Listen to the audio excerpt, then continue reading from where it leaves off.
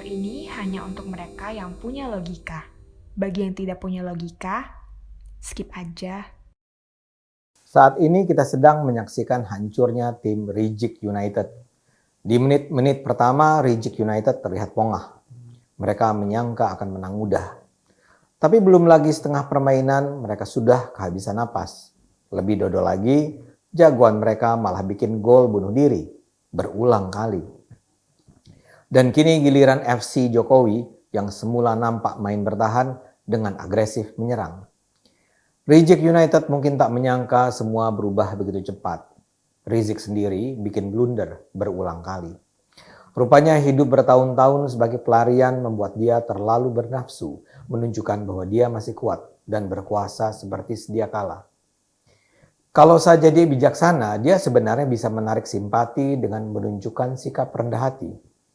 Dia bisa bilang ke pengikutnya untuk bersabar, tidak berkerumun, menahan diri. Dia bisa jaga pernyataan-pernyataannya agar tidak mengkonfirmasi image bahwa dia penyebar kebencian.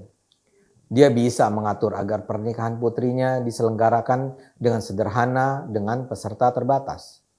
Kepada Nikita, dia bisa lembut menyatakan, "Saya maafkan kamu Nikita, sebagaimana Nabi Muhammad dulu memaafkan orang-orang yang menghinanya."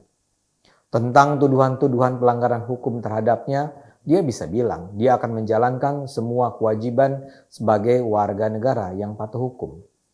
Masalahnya boro-boro begitu. Belum apa-apa dia sudah menyebut Nikita dengan sebutan tidak senonoh. Dia menuduh pemerintah bersikap tebang pilih dan tidak memproses laporan terhadap para penjilat pemerintah seperti Denny Siregar, saya dan Abu Janda.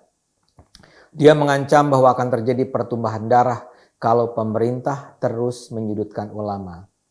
Dia menyatakan bahwa jangan salahkan umat Islam kalau umat Islam sampai memotong leher mereka yang menghina agama dan ulama.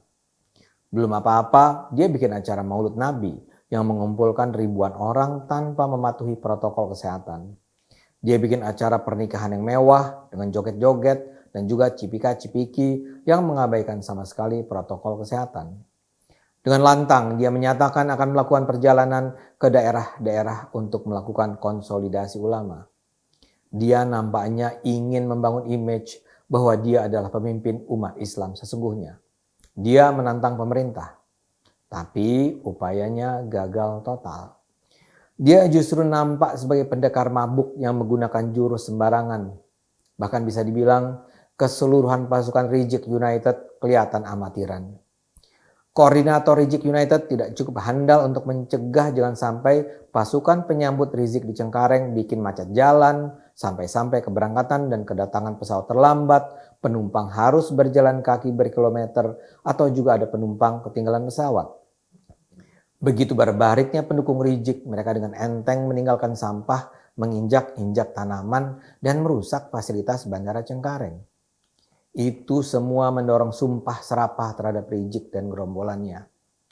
Reject United juga sempat mengumumkan akan ada reuni 212 pada 2 Desember 2020. Kebiadaban juga dipertunjukkan Ustadz Maher yang memaki-maki Nikita. Bahkan ada ancaman untuk menurunkan pasukan untuk menggeruduk rumah Nikita.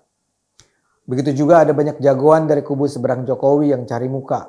Salah satu yang paling menonjol adalah Anies Baswedan. Dia adalah salah seorang tokoh yang paling awal menemui Rizik. Buat mereka yang berakal sehat, kunjungan itu tentu mencengangkan. Bagaimana mungkin seorang gubernur menghadap pada seorang buronan yang disebut media asing sebagai pelarian mesum? Kalaulah dia ingin menunjukkan loyalitasnya pada Rizik, dia sebetulnya bisa sekedar menelpon dan bikin komunikasi lewat Zoom. Tapi rupanya itu nggak cukup bagi Anies. Dia harus bertemu langsung dan menyatakan bersedia menjadi saksi pernikahan. Selain Anies, ada pula Amin Rais, Fadlizon, PKS. Mereka lah Reject United. Mereka semula merasa sudah di atas angin. Tapi tiba-tiba saja FC Jokowi membalik keadaan. Anak emas Reject United Anies Baswedan dipanggil polisi dan diperiksa 10 jam. Seusai pemeriksaan, Anies muncul bertemu wartawan dengan gaya cool. Tapi kita semua tahu, Anies tepar. Dia diperiksa karena dugaan pelanggaran protokol kesehatan di acara pernikahan Putri Rizik di Petamburan. Ironisnya, pemerintah Anies juga menetapkan denda 50 juta rupiah pada Rizik. Mungkin kewajiban denda ini dikeluarkan buru-buru untuk menyelamatkan diri karena Anies tahu dia akan menjalani perkara hukum. Soalnya kalau dia memang terbukti sengaja membiarkan pelanggaran karantina kesehatan, Anies bisa dihukum 1 tahun penjara sesuai Undang-Undang Nomor 6 2018. Kita tentu menduga tidak mungkinlah Anies sampai harus ke pengadilan gara-gara ini. Tapi fakta bahwa dia dipanggil ke polisi karena soal pernikahan anak Rizik tentu sangat memalukan. Akibatnya kini dia harus bayar mahal. Tapi bukan cuma Anies. 2 Kapolda diberhentikan karena dinilai lalai dalam mengawasi penerapan protokol kesehatan di wilayah tugas mereka.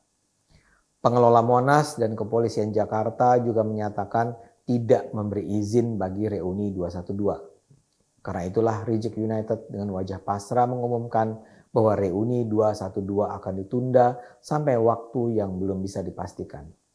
Bahkan cerita belum selesai.